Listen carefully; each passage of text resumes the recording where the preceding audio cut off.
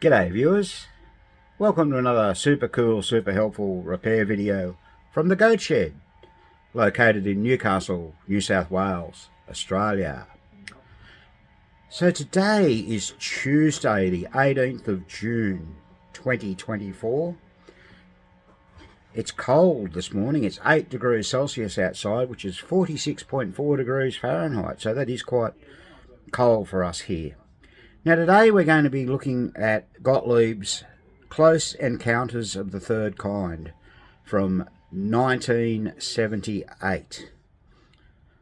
September 78 in fact. Now there were 479 of these electromechanical ones made. The machine made prior to this was the solid state version. They actually made that first, and the machine made directly after this was the solid state game Dragon. So we're right at the end of the electromechanical era, more or less, here. We have what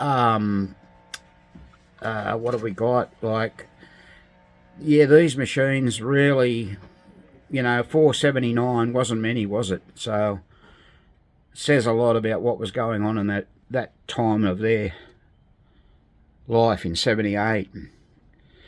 All right, now this example of the game was imported from the USA several years ago now, and a lot of money was spent on the playfield. Now let me just show you this playfield, all right? It's gorgeous. The playfield itself, I've got to try and get rid of those lights out of there for you. It's all been, well, pretty well clear-coated, but all the artwork was redone.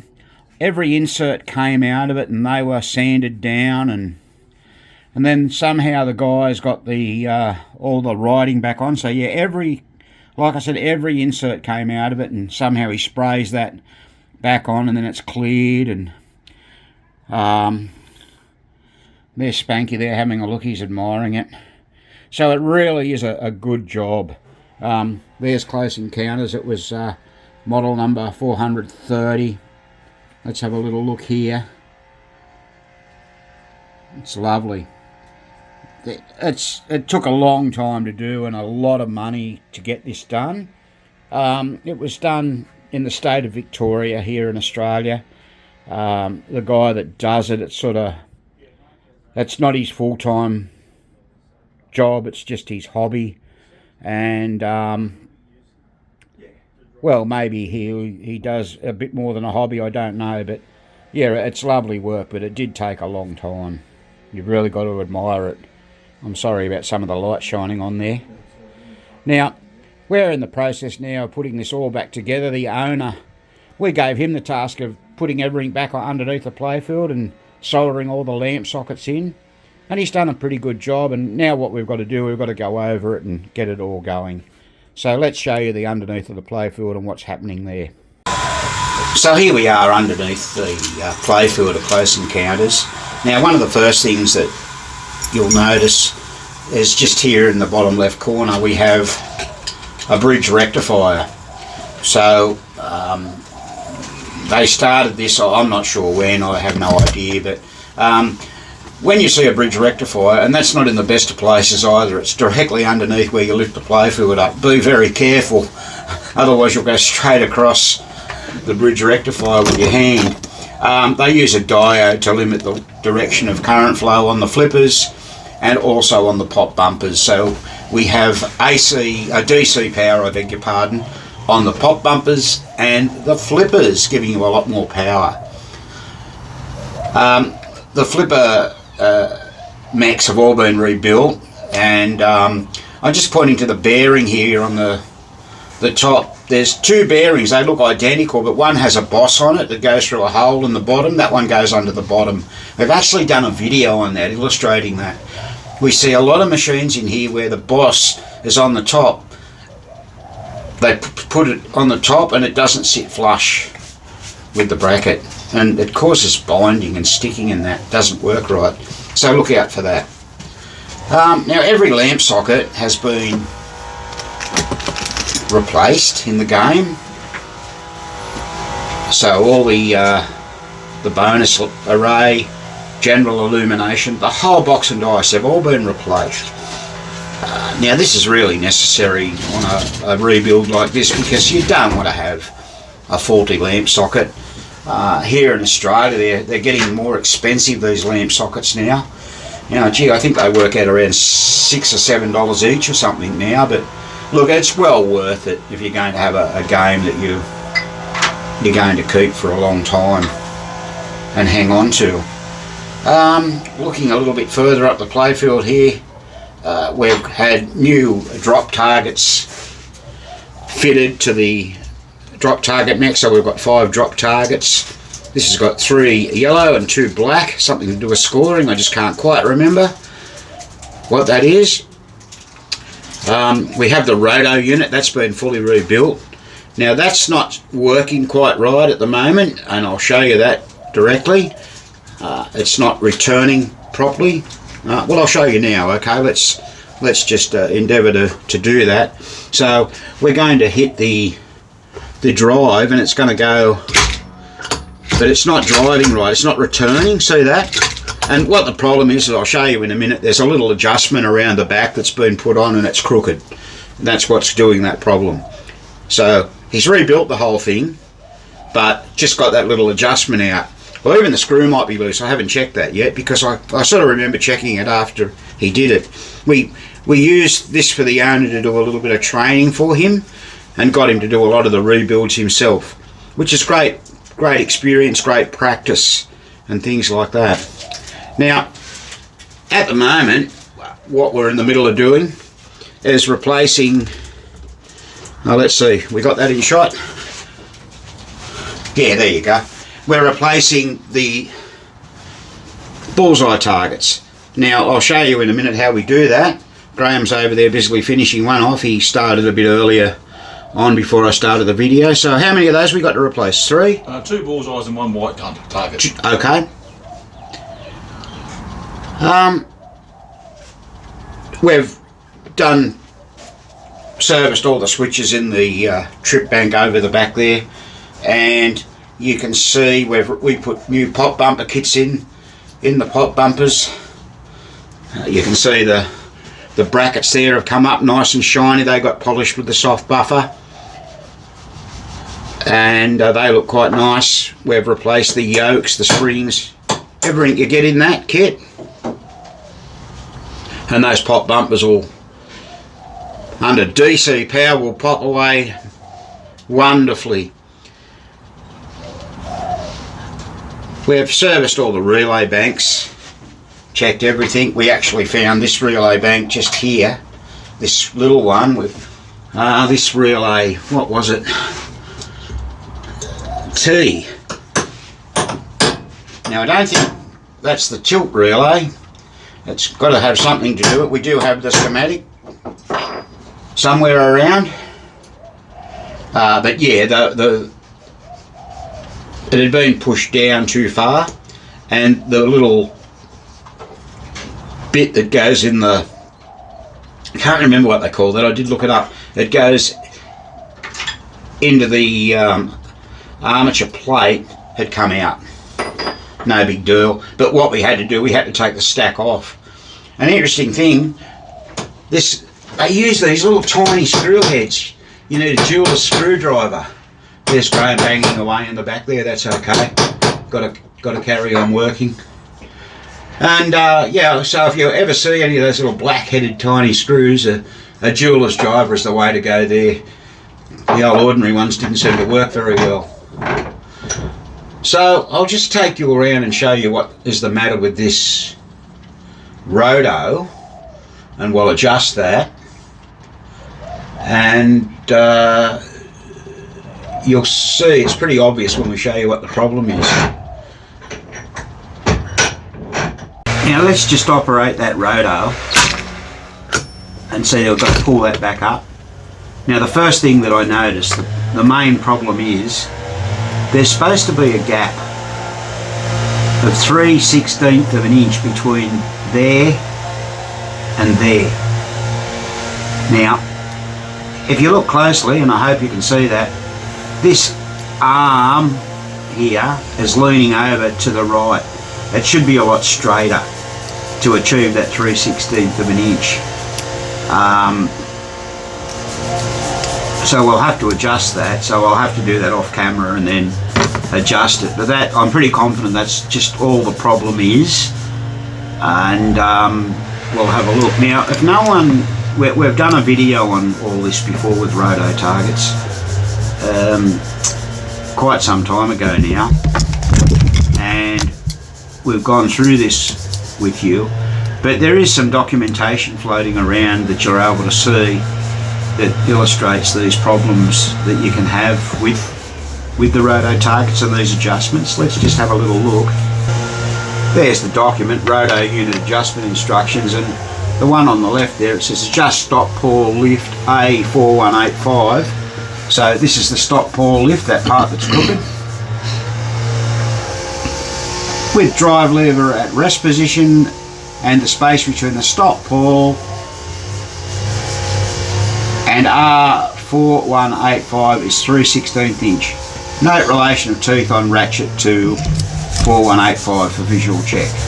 Well, I think that's pretty self-explanatory, isn't it? And the other adjustment over here is explaining to you that the when you've got the drive pawl, the drive arm engaged, the drive pawl should clear the spinning ratchet by 1/32 inch. Both pawls should be clear of the ratchet at this position. Stroke of plunger is 7/8 of an inch. Alright, so like I said, let's go ahead and adjust that. It's going to be a little awkward to get at, so we'll have a go at that, and that should fix that problem for us. In the meantime, Graham's changing these. Well, just finished one. Let's have a look.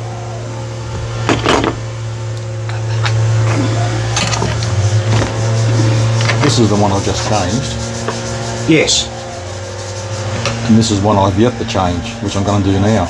So the one on the right, it's not too bad, is it? But the owner is pretty fastidious and likes them all new, so Well, it does look- we'll change that. Got it basically restored playfield. So And we might show you how we do that. So we've got to pull this apart. Let me get around here so I can show you. He's going to put a 1/4 inch. and if you're not sure, I recommend doing one at a time in case you're not sure how they go back together, Yeah. so you can compare. Okay, so he's got a 1/4 inch spanner on the back of that. He's just undoing those nuts. I'll just try and zoom in there a little bit for you. There you go. Alright.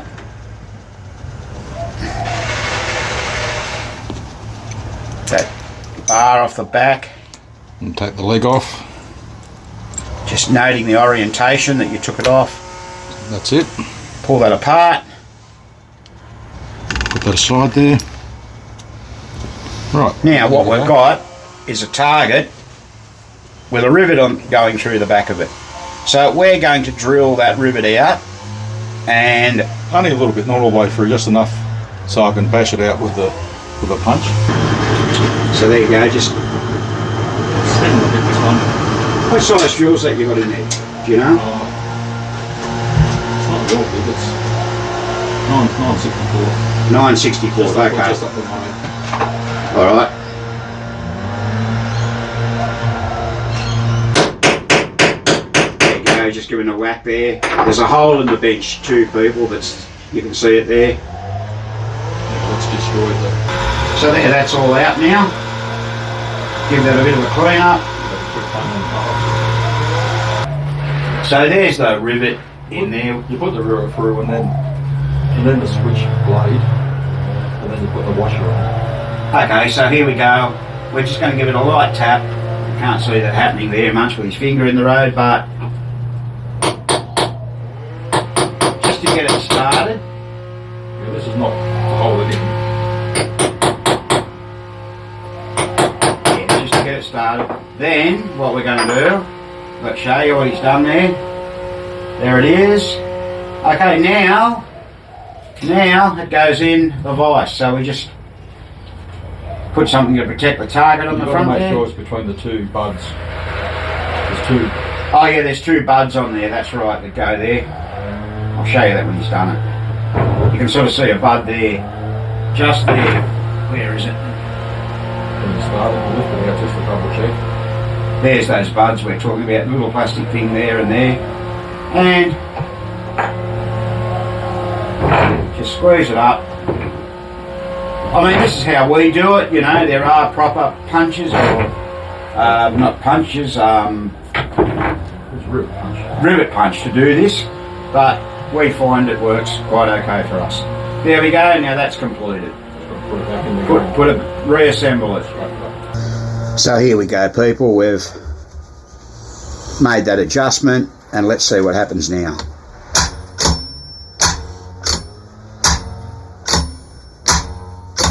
Pretty good, eh?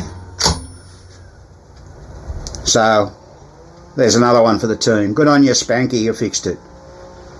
Alright. And Graham's still busy putting those targets together. Last one done. Last one. Just got to put it back in the game. Okay, cool. Yeah. In it goes. So people, the amount of work that goes into these pinball machines I think is underestimated by a lot of people. And I mean really, you've got to do so much, haven't you, to them. We tend to probably maybe, but as I said, we just have that philosophy that you've heard me say, that was taught to me by an old colleague, or do it right, do it once, and look, listen and learn.